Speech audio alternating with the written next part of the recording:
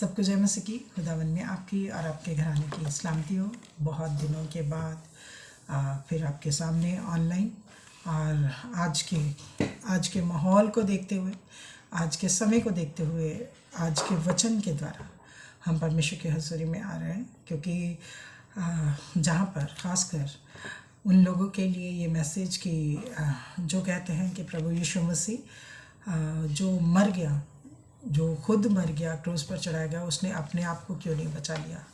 आप सोचिए कि प्रभु यीशु मसीह अगर अपने आप को बचा लेते तो क्या, क्योंकि उन्होंने कहा था कि अगर तू चाहे तो ये कटोरा ले ले, लेकिन मतलब वो फिर भी मेरी मर्ज़ी नहीं तेरी मर्ज़ी पूरी हो।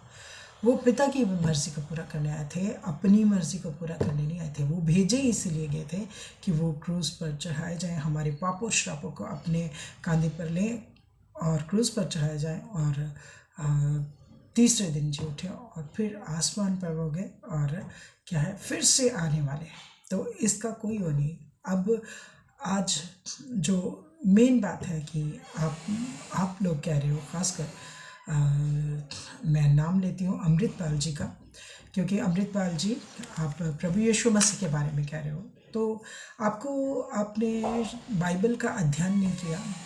खुदावन माफ़ करने वाला खुदावन है, ये आप समझ लो कि मतलब आज जो हमें माफ़ी मिल जाती ना, कि लाखों गुनाह करके फिर भी हम माफ़ किए जाते हैं, ये उस दया की वजह से कि परमेश्वर ने अपने वचन में लिखा कि परमेश्वर ने उसने हमसे ऐसा प्रेम किया कि उसने अपना इकलौता पुत्र दे दिया, ताकि जो कोई उस पर विश्वास करे वो नाश ना हो, मतलब हलाक ना हो, बल्कि अनंत जीवन पाए।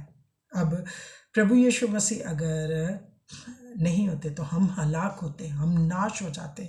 लेकिन अब हमें मालूम है कि अगर जब हमें सुधि लगती है, जब परमेश्वर हमारे मनों को खोलता है, तो जब गुनाह करते करते हम क्षमा मांगते हैं, तो परमेश्वर चंगा भी करता है, परमेश्वर तो हमें उठाता भी है और हमें घूरे पर से उठाता है, मतलब उन बुराइयों में से, उन गंदगी में से, उन व्यभिचार में से, उन सारी चीज़ों से हमें उठाकर खड़ा करता है। तो ये कोई बहस का मुद्दा नहीं। अब मैं आपको परमेश्वर के बारे में बताती हूँ जो आप नहीं जानते, इसीलिए आप इतनी बड़ी बात कह गए प्रभु यीशु मसीह के बारे में। अगर आप पुराने नियम में पढ़ो, तो अगर आप व्यवस्था विवरण में आते हो, तो वहाँ पर अगर 6 आयत, आप व्यवस्था विवरण 6 अध्याय को आप पढ़ के देखना, पूरे को आप पढ़ना, क्योंकि हम आपको परमेश्वर की दया के बारे में बताते हैं, क्योंकि उसने पहले से ही ये चीज़ें कर दी थी। अगर आप 10 नियमों के लिए सुनो, तो वहाँ पर लिखा कि तू हत्या ना करना। अब हत्या ये नहीं कि आप सिर्फ तलवार से ही हत्या कर रहे हो, ये भी कि अगर सोच लिया, अगर मन में भी सोच लिया, तो भी ये गुनाह ही माना जाएगा। अभी भी जब प्रभु यीशु मसीह आ गए, अभी भी वो गुनाह माना जाएगा।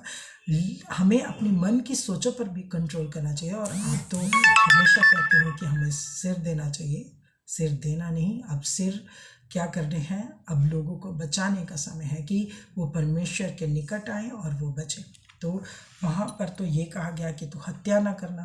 अब आप और हम सोचे कि हम अगर ऐसी बातें कर रहे हैं तो हम हत्या कर रहे हैं, हमने बोल दिया तो मतलब हमने गुनाह कर दिया। अगर आपको परमेश्वर के बारे में जानना है, तो मैं आपको बताती हूँ कि आज्ञा 6 अध्याय में, महा आज्ञा भी आप पढ़कर देख लीजिए 1 से और 10 से भी पढ़ लीजिएगा, कि वहाँ पर लिखा आज्ञा उल्लंघन के विरुद्ध चेतावनी। अगर हम आज्ञा उल्लंघन करते हैं, उसे तोड़ते हैं, परमेश्वर के बेटे बेटियों, तो क्या है, जब तेरा परमेश्वर यहोवा तुझे इस देश में पहुंचाए जिसके विषय में उसने अब्राहम, इसहाक और याकूब नामक तेरे पूर्वजों से तुझे देने की शपथ खाई है, तो परमेश्वर कहता है कि क्या करना।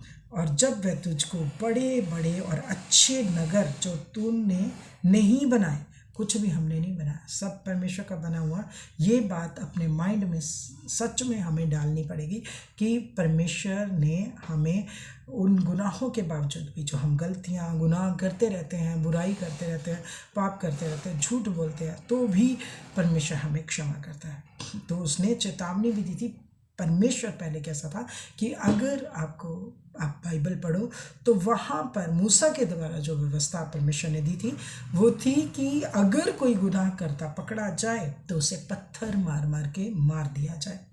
ये परमेश्वर की आज्ञा थी, ठीक है। ये परमेश्वर ने मूसा के द्वारा आज्ञा भेजी थी। आज तो जो कुछ मर्जी कोई प्रभु यीशु मसीह को बोल जाता है, जो मर्जी कुछ परमेश्वर को बोल जाता है, जो भी उनके सिखाने वाले उनको बोल जाता है, तो परमेश्वर आज क्या उसने क्या हुक्म दिया कि पत्थर मार मार के मारा जाए? बिल्कुल नहीं।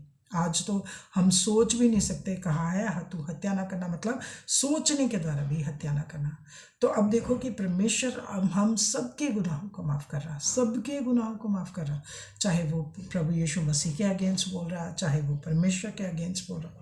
हाँ, तो पिता पुत्र पवित्र आत्मा, जो अगर पवित्र आत्मा की आवाज़ को सुनते हैं वो तो कभी ये गुनाह करेंगे नहीं, क्योंकि बिना आत्मा के कोई नहीं कह सकता कि मसीह ही प्रभु है, ठीक है। कोई भी नहीं कह सकता पवित्र आत्मा। और जिनके पास है ही नहीं पवित्र आत्मा, जो जानते नहीं, वो कैसे कह सकेंगे कि प्रभु ही यीशु ही प्रभु है, वो ही प्रभुता करता है। तो आपके पास तो आप नहीं जानते, तो आप इसको इस चीज़ को लेकर बात ही मत कीजिए, क्योंकि परमेश्वर आपको माफ़ करना चाहता है। वो दयावंत है। उसने कहा कि मैं किसी दुष्ट के मरने से भी खुश नहीं होता। तो परमेश्वर तो ऐसा है क्या? उसने कहा कि मैं किसी के दुष्ट के मरने से खुश होता हूँ? उसने कहा मैं तो किसी के दुष्ट के, मतलब जो गुनाह पाप, जो दुष्टता कर रहा है, लोगों को मार रहा, लोगों को मारने की धमकी दे रहा है या कुछ भी ऐसा, वो कहता मैं तो ये चाहता हूँ कि दुष्ट भी नाश ना हो। मैं ये चाहता हूँ कि दुष्ट भी अपने कामों से फिरे और वो भी बचाया जाए। तो परमेश्वर तो हमें बचाना चाहता है। तो फिर हम कौन सा, अगर हम परमेश्वर के क्रोध को नहीं जानते तो फिर उसकी दया को कैसे जान पाएंगे? उसका क्रोध ऐसा था कि उसी समय अगर जो गुनाह होता था उसी समय सज़ा होती थी। अगर आप पढ़े उत्पत्ति में देख लो, अगर आप पढ़े तो निर्गमन में देखो, निर्गमन में देखो, क्योंकि जब व्यवस्था आ गई तो निर्गमन में व्यवस्था में अगर आज्ञा को उल्लंघन करते हो तो वहाँ पर परमेश्वर ने साफ लोगों के लिए सजाएं रखी थी। हाँ, कहा गया है अगर 15 में, क्योंकि तेरा परमेश्वर यहोवा जो तेरे बीच में है वह जल उठने वाला ईश्वर है। कहीं ऐसा ना हो कि तेरे परमेश्वर यहोवा का कोप, मतलब वो गुस्सा तुझ पर भड़के और वह तुझको पृथ्वी पर से नष्ट कर डाले। ये क्या लिखा कि ऐसा ना हो कि तेरे परमेश्वर यहोवा का कोप तुझ पर भड़के और तुझे पृथ्वी पर से नष्ट कर दे। वो परमेश्वर है, वो कोई बंदा नहीं है कि हाँ चलो, है ना, हम लोग, हमें परमेश्वर ने आज क्या कहा कि माफ़ करो, अपने दुश्मन को भी क्षमा करो।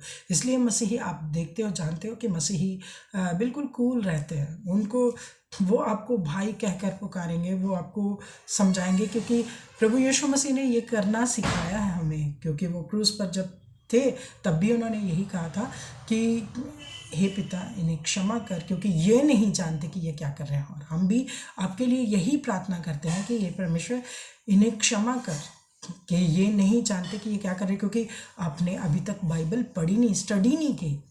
अगर मैंने किसी के उस पर कोई स्टडी नहीं की धर्म के ऊपर, जो आप धर्म आप कहते हो बाइबल के अकॉर्डिंग, तो धर्म का नाम ही नहीं है। धार्मिकता अपनाइए ना, धार्मिकता अपनाओगे तो सचमुच परमेश्वर आपके साथ है। सचमुच परमेश्वर आपको क्षमा करने की सामर्थ्य रखता है। आपको पहले कहा कि वो किसी के दुष्ट के नाश होने से भी कुछ नहीं होता, वो किसी के, और आपको भी वो क्षमा कर सकता है, क्योंकि आपने अनजाने में ये गुनाह किया। अभी आप बाइबल नहीं पढ़ी, हमने बहुत अनजाने में गुनाह किए, तो खुदावन ने वो सब माफ़ किए, वो सब माफ़ किए, क्योंकि हम उसके लहू के द्वारा मोल लिए गए।